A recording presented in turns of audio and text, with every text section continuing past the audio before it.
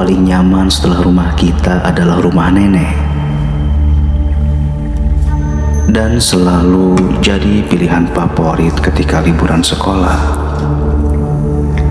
Begitupun aku yang waktu itu masih bersekolah menengah pertama, selalu menjadikan tujuan favorit kala liburan. Terlebih di sana, di rumah nenek, ada sepupu-sepupuku yang tinggal di sana. Menambah betah ketika aku berada di rumah nenek, karena keluargaku terbilang berada cukup jauh dari rumah nenek dan saudara-saudara yang lain. Waktu itu aku memutuskan untuk menghabiskan waktu liburan sekolah di rumah nenek. Walau tidak lama, tapi lumayanlah bisa menghabiskan waktu liburan bersama sepupu-sepupu yang ada di sana. Karena kita jarang sekali bertemu, jadi rasa kangen membuat kita selalu menyatu dalam kehangatan. Namun, tidak selamanya berada di rumah nenek itu menyenangkan. Ada kalanya sesuatu yang menyeramkan terjadi di sana, seperti yang akan kuceritakan sebentar lagi. Sedikit penjelasan dulu ya. Rumah nenekku berada di area pemakaman umum yang sekelilingnya adalah sawah dan perkampungan penduduk. Sebelah selatan adalah perkampungan dan jalan raya. Lalu sebelah utaranya adalah kampung atau komplek militer yang dibatasi dengan tembok dan kawat berduri.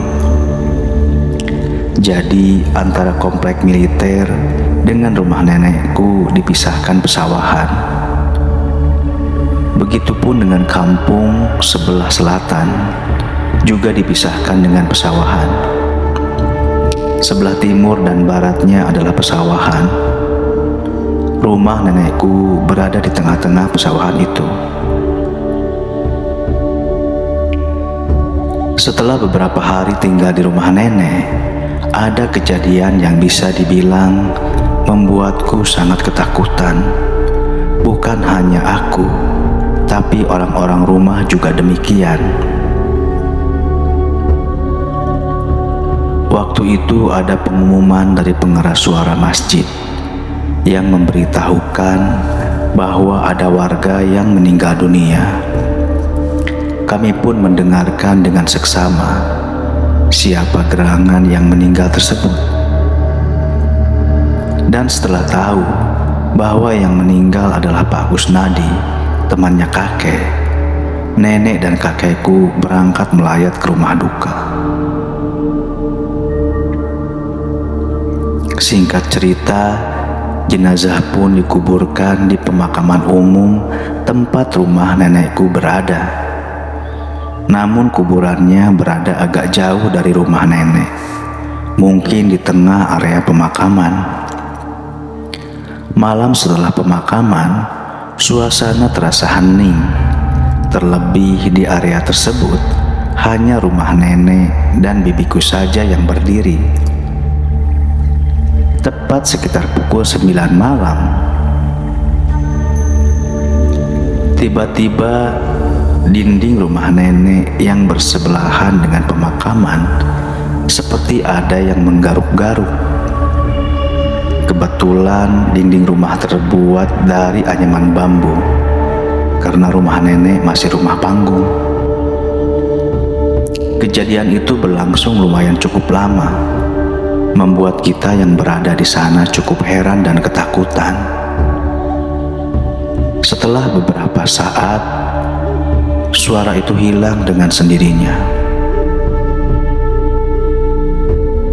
Malam kedua pun sama. Setiap jam 9 malam, suara itu muncul lagi. Kali ini, dinding sebelah barat yang jadi sasaran garukan. Kalau malam sebelumnya, dinding sebelah timur. Setelah beberapa saat, suara itu menghilang. Malam ketiga, keempat, kelima, keenam pun sama. Suara garukan di dinding itu selalu datang ketika jam tepat di 9 malam. Namun pada malam ketujuh, suara garukan itu tidak ada muncul di dinding rumah, tapi muncul di dapur, tepat di mana nenek dan kakekku tidur. Selain menggaruk-garuk, juga mengetuk-ngetuk pintu dapur dengan sangat keras. Sampai kita yang berada di tengah rumah pun mendengar dan merasa ketakutan.